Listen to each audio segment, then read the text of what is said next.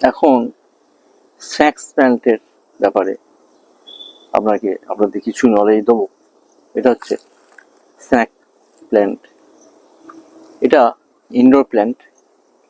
এই প্ল্যান্ট প্রথমে যখন নার্সারি থেকে নিয়ে আসবেন তখন আপনাকে প্রথম মাথায় রাখতে হবে প্ল্যান্ট যেন হেলদি হয় এবং খুব শক্তপোক্ত হয়, পাতা যেন সতেজ প্রপার কালারে থাকে। এখানে আমি প্লাস্টিক পট দেখাচ্ছি। সাধারণত যখন আপনি এই গাছ all season snack plant indoor plant নিয়ে আসবেন তখন দেখবেন নার্সারি থেকে যখন কিনবেন তখন দেখবেন গাছ যেন সতেজ, সবুজ এবং হেলদি হয় এবং অবশ্যই পটিং করা থাকে। এই গাছ রিপোর্টিং যত কম করবেন তত এই গাছ ভালো থাকবে। এই গাছের জন্য রিপোর্টিং অবস্থায় মাটির টব হোক বা প্লাস্টিক টব হোক, টবের প্রপার সাইজে যদি প্ল্যান্ট থাকে এবং সেই প্ল্যান্ট আপনি যদি নিয়ে আসেন এবং আপনি বাড়িতে যদি রাখেন তাহলে সেই প্ল্যান্টের গ্রোথ ধীরে ধীরে ঠিক থাকবে। এই প্ল্যান্টের গ্রোথ খুব হালকা হয়, ধীরে ধীরে এর গ্রোথ হয়। এই প্ল্যান্টে আপনি ভাববেন না যে যত সার দেবো তত তাড়াতাড়ি বাড়বে, এই চিন্তাটা আপনাকে মাথা থেকে সরিয়ে নিতে হবে। এই প্ল্যান্ট নিজের মতো থাকবে। বেশি এই প্ল্যান্টের গ্রোথের ব্যাপারে টেনশন না নেই ভালো। এই প্ল্যান্টে বছরে 3 বার আপনি সার দিতে পারেন, 2 থেকে 3 বার সার দিতে পারেন, সেটা আমি পরে বলবো। এই প্ল্যান্টের প্রথমেই আপনাকে মাথায় রাখতে হবে এই প্ল্যান্ট আপনি যেখানে রাখবেন বাড়ির মধ্যে, ঘরের মধ্যে বা বারান্দার মধ্যে, সূর্যের রশ্মি ইনডাইরেক্ট যেন লাইটিংটা ঘরে আসে। অন্ধকার ঘরের কোণে বদ্ধ জায়গায় এই গাছ লাগলে তার গ্রোথ ভালো হবে না।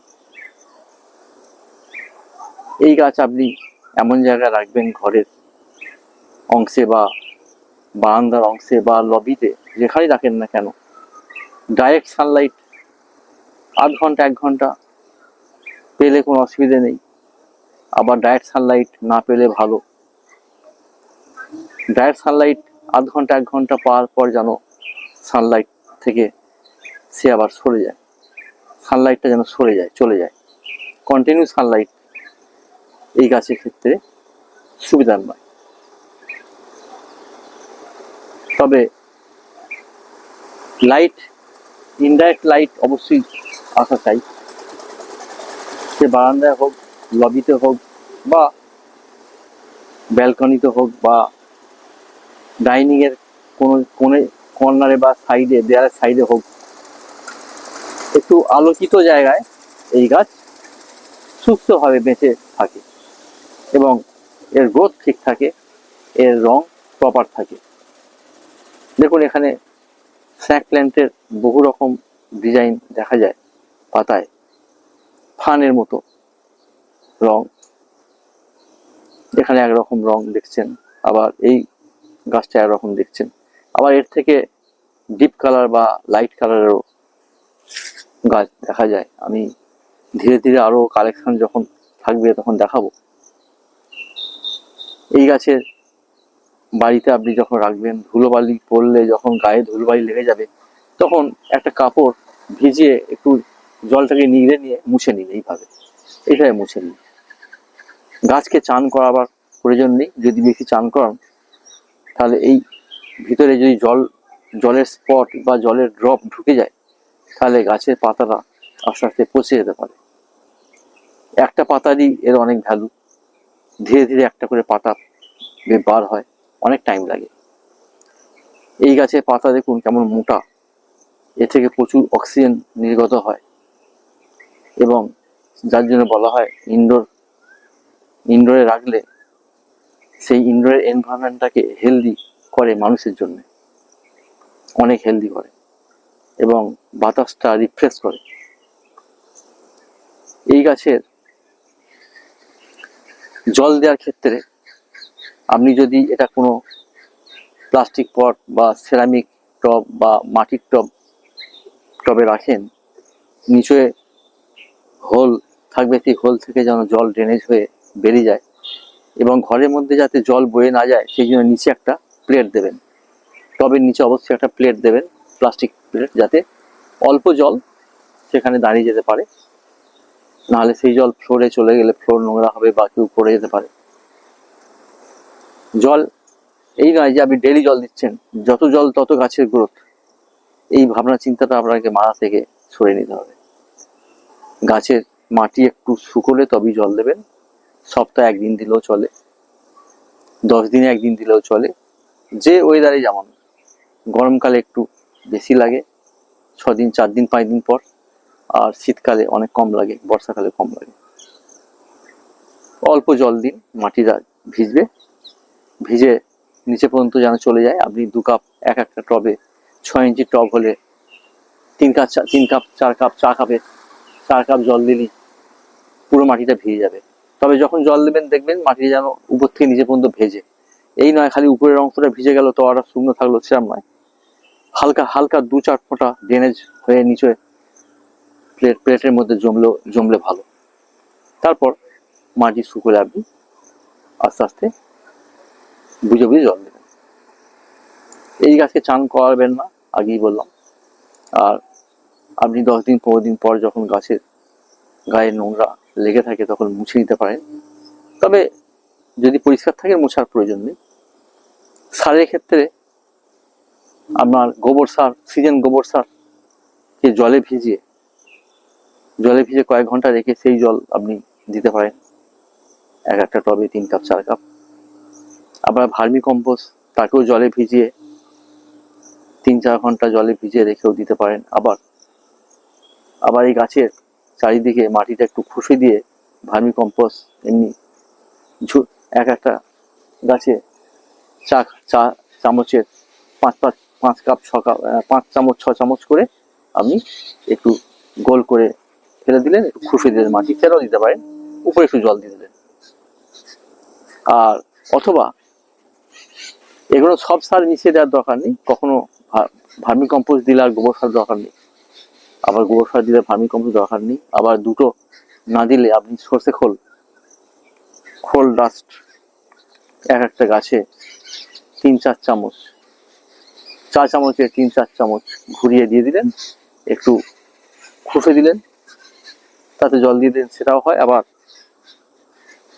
খোলটাকে একটা গ্লাসের মধ্যে নিন, একটা গ্লাসের মধ্যে 4 চামচ খোল ডাস্ট দিলেন, সর্ষে খোল, তারপর সেটা ভিজে রাখলেন 1-2 ঘন্টা, একটু চামচ করে নিয়ে নিলেন, নেড়ে গাছের মধ্যে ঢেলে দিলেন, গোড়ায় ঢেলে দিলেন, সেটা হতে পারে। এইভাবে যখন চার্জ করবেন সার, তারপরে বেশ কিছুদিন ছেড়ে দেবেন। সাধারণত অক্টোবরের পর যদি সার দেন একবার, তারপর আপনি আবার জুলাই দিন, এপ্রিল মে জুন মাস বা জুলাই মাসে দিন। আবার আপনি পাইরাস্ট্যান্ডে এনপিকে 19-19-19 দিতে পারেন। এনপিকে 19-19-19 ব্যালেন্স হিসাবে কাজ করে।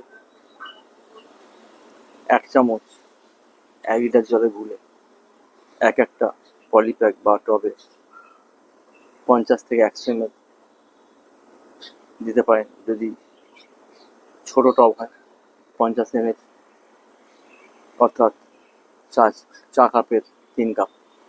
আর যদি বড় টব হয় 8 থেকে 10 ইঞ্চি, সেক্ষেত্রে 5-6 চা কাপের 5-6টা কাপ দিতে পারেন। এই গাছের যেহেতু রুম ফ্রেশার হিসাবে কাজ করে, সেহেতু এই গাছ ইনডোর প্ল্যান্ট হিসাবে ব্যবহার করলে খুবই কাজের হয়, আমাদের পরিবেশকে চেঞ্জ করে, অক্সিজেন যুক্ত করে। আর এই গাছের যেহেতু গ্রোথ খুব কম, সেই জন্য এই গাছের একটা জিনিস খুব ইম্পর্টেন্ট মাথায় রাখতে হবে, রিপোর্টিং যত কম করবেন ততই ভালো। রুট বাউন্ড এই গাছের পছন্দ, রুট বাউন্ড হয়ে গেছে বলে এই গাছ তুলে ফেলা ঠিক না। আর যদি আউটসাইড যেখানে কম সানরে আসে সেরকম আউটসাইড যদি বেডে এই গাছ লাগানো যায় মাটি সয়েল মিক্সিং করে, তাহলে এই গাছ আগস্ট সেপ্টেম্বর মাসে এই গাছের গোড়া থেকে ছোট ছোট নিউ প্ল্যান্ট বেরোয়, সেটাকে কেটে আলাদা করে যদি আমরা আলাদা আলাদা জায়গায় পটিং করি তাহলে এক একটা নতুন নিউ প্ল্যান্ট থেকে পেতে পারি। নিউ প্ল্যান্টের ক্ষেত্রেও আপনি যখন পটিং করবেন এক একটা টবে বা পলিব্যাগে 2-3টে গাছ একসাথে যদি পটিং করেন টবের মধ্যে, খুব ভালো হয়। মাটির টব, সেরামিক টব, সেরামিক টবের যদি দামটা বেশি, কম খরচে মাটির টবই ভালো। সেক্ষেত্রে মাটির টবকে একটু রং করে দিতে পারেন, ডিজাইন করে, কালারিং করে ইনডোরে রাখলে সেটা খুব ভালো ভালো দেখতে লাগে। আর 2-3টে গাছ একসাথে লাগালে একটু ঝাড় ঝাড় মতো লাগে, বুশি লাগে এবং দেখতেও খুব ভালো লাগে। যেহেতু এই গাছের গ্রোথটা খুব কম, ধীরে ধীরে বাড়ে, সেই হেতু 2-3টে গাছ একসাথে যদি বসিয়ে দেন দেখতে ভালো লাগে, টবের সাথে মানায়। এই ছিল আজকের স্পাইডার প্ল্যান্টের ব্যাপারে নলেজ, আপনাদের সাথে শেয়ার করলাম।